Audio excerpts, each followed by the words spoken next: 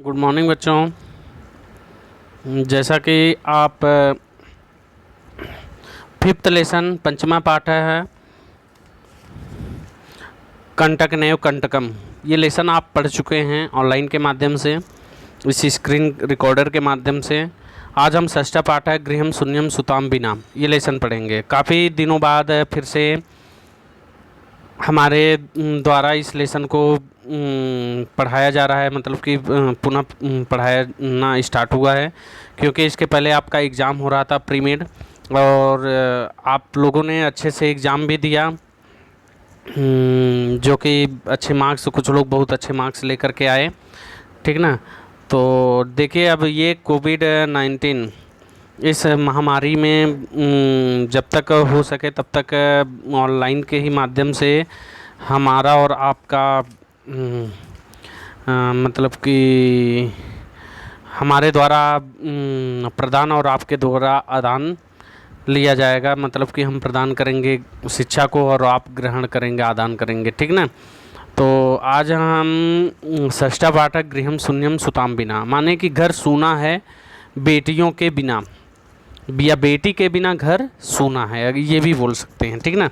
तो इस लेसन को पढ़ेंगे। देखो, इस लेसन के जो वो है हेडिंग है, उसके ही माध्यम से हमको ये पता चल रहा है कि गृहम शून्यम सुताम बिना, माने कि घर सूना है बेटियों के बिना। इससे ही हमको पता चल रहा है कि इस लेसन में बेटियों के विषय में ही कुछ आवश्यक बातें की गई हैं, ठीक ना। पहले प्राचीन भारत में स्त्रियों को अत्यधिक सम्मान प्राप्त था, ठीक ना। जब प्राचीन भारत था, मतलब कि बहुत पहले, तो वहाँ पे स्त्रियों को अत्यधिक सम्मान प्राप्त था। उनकी स्थिति उन्नत तथा सुदृढ़ थी। स्त्रियां सुशिक्षित होती थीं। पहले की स्त्रियां बहुत ही सुशिक्षित होती थीं, ठीक ना। स्त्रियों को शास्त्र का ज्ञान होता था। इतिहास में ब्रह्मवादिनी, गार्गी, मैत्री आदि का नाम विशेष उल्लेखनीय है। करें कि इतिहास में जो ब्रह्मवादिनी, गार्गी थी, मैत्री, इन लोगों का नाम विशेष उल्लेख है। आप लोग भी जानते होंगे ब्राह्मी, ब्रह्मवादिनी, गार्गी और मैत्रेयी को, ठीक ना।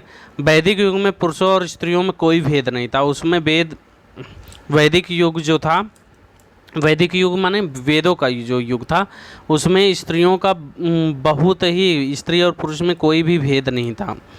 बाद में स्त्रियों की दशा दयनीय होती गई। उसके बाद जब है वह स्त्रियों की दशा दयनीय हो गई, उनकी सामाजिक शैक्षणिक दशा में न्यूनता आती गई, माने कि उनकी जो सामाजिक और शैक्षणिक दशा था उसमें होता गया। जैसे भ्रूण हत्या, सती प्रथा जैसे कुत्सित जो प्रथा था, उसका आविर्भाव हुआ, माने कि वह उत्पन्न हुआ। और ये जो प्रथाएं थे वह अमानवीय थे।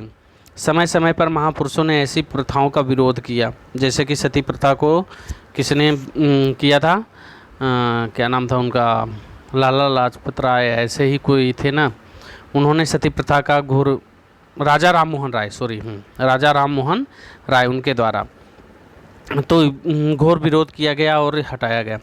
यह पाठ कन्याओं की हत्या पर रोक और उनकी शिक्षा सुनिश्चित करने की प्रेरणा हेतु निर्मित है। माने कि जो पहले आज से हम मान के चलें कि 5-6 साल पहले जो मतलब कि था बेटियों का, जैसे कि सबसे ज़्यादा हरियाणा में, कि अगर बेटियां गर्भ में रहती थीं तो उनको गर्भपात करा दिया जाता था, उनकी हत्याएं कर दी जाती थीं, ठीक ना, मरवा दिया जाता था।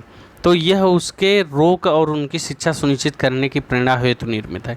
समाज में लड़के और लड़कियों के बीच भेदभाव की भावना आज भी समाज में यत्र तत्र देखी जाती है। अब देखो, बोल रहे हैं ना कि आज भी लोग यहाँ वहाँ ये समाज की भावना देखी जा रही है, जिससे दूर किए जाने की आवश्यकता है, जिसे हम लोगों के द्वारा इसको दूर किया जाना है।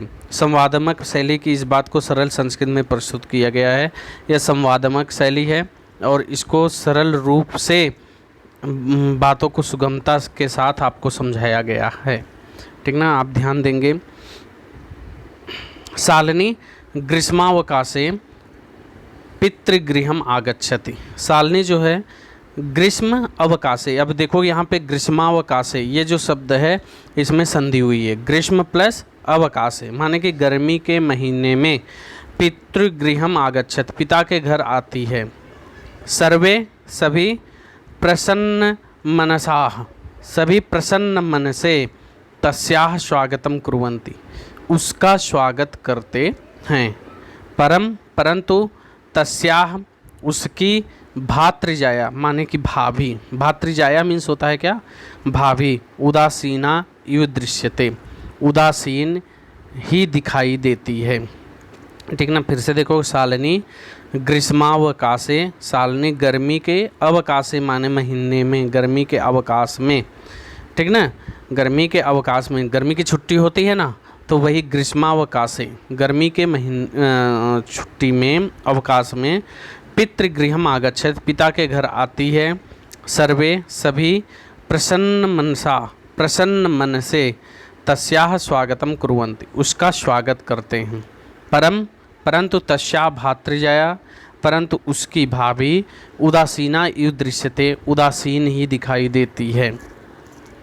शालिनी पूछती भातृजाए, हे भाभी चिंतिता इव प्रतीयसे चिंतित दिखाई दे रहे हो। सर्वम कुशलम खलु सभी कुशल हैं। ठीक ना, तो शालिनी पूछती भातृजाए, भाभी चिंतिता प्रतीयसे चिंतित दिखाई दे रहे हो। सर्वम कुशलम खलु सभी कुशल तो हैं, निश्चित रूप से सभी कुशल तो है। तो माला बोलती है, आम शालिनी, हाँ शालिनी, कुशलिनी अहम मैं कुशल पूर्वक हूँ। तदर्थम किम आने तुम्हारे लिए क्या लाऊं।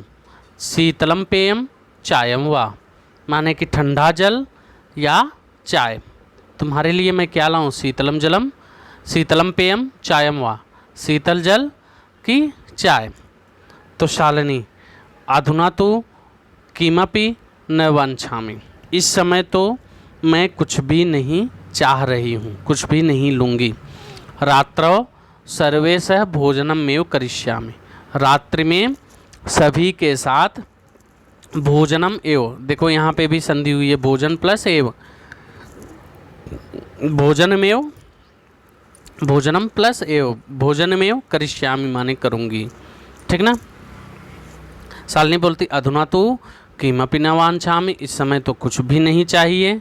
रात्रौ रात्रि में सर्वेशः सभी के साथ भोजनमेव करिष्यामि भोजन ही करूँगी।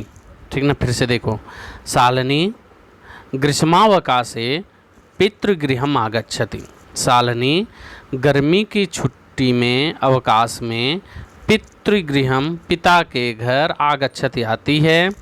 सर्वे प्रसन्न मनसा सभी प्रसन्न मन से तस्याः स्वागतम कुर्वन्ति उसका स्वागत करते हैं। परंतु तस्या भातृजाया परंतु उसकी भाभी उदासीना इव दृश्यते उदासीन ही दिखाई देती है। शालिनी भातृजाए शालिनी बोलती है कि भाभी चिंतिता इव प्रतीयसे चिंतित ही दिखाई दे रहे हो।